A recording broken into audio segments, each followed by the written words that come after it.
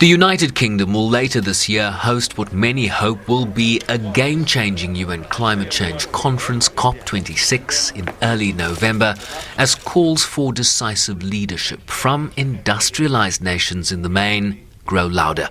It is the developing world that is bearing the brunt of catastrophic climate change in the form of hurricanes and fires and floods and the real long-term economic damage that they face. And yet it's the developed world that over 200 years has put the carbon in the atmosphere that is causing this acceleration of climate change.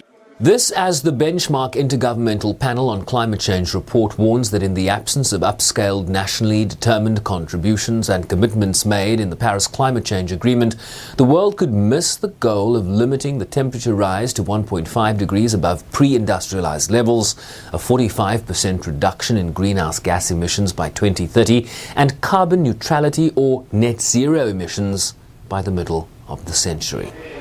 The Secretary-General reminding the world that anything above 1.5 degrees would be undesirable. Unless we collectively change course, there is a high risk of failure of COP26.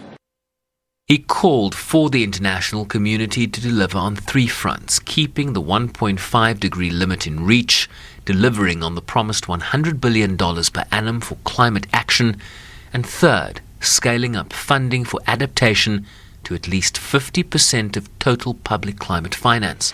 Governments urged to shift subsidies away from fossil fuels and progressively phase out the use of coal as a matter of urgency. A UN analysis of current pledges under the Paris Agreement shows a likely increase in global emissions by 2030 rather than the 45% reduction that scientists indicate will be required to avert a worst-case scenario for the planet. Sherwin Bryceby's SABC News, New York.